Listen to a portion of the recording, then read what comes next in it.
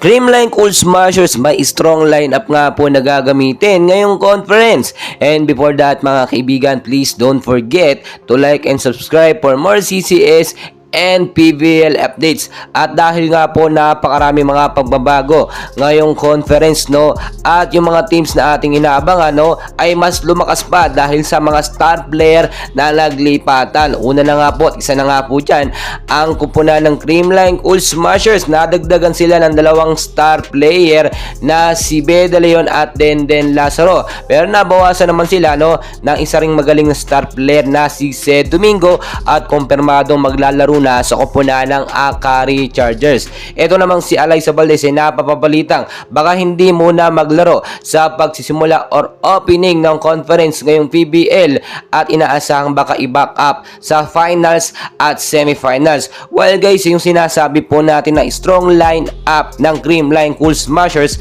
ay yung sistema at first six lineup na ipantatapat po sa malalakas na mga teams ngayon.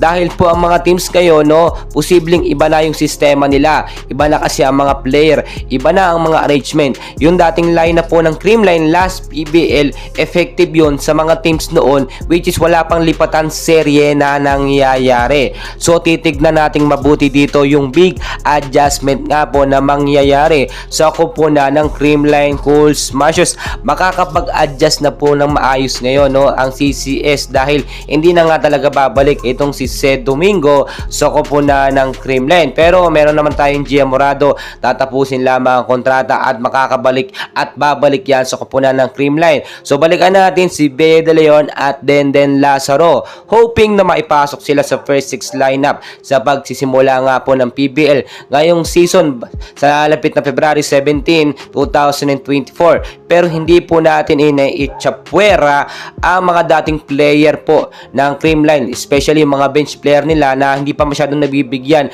ng playing time, tapos paglalaruin etong dalawang bagong player na galing sa Chocomucho Flying Titans. To be fair, dapat mabigyan din naman ng time, no, playing time.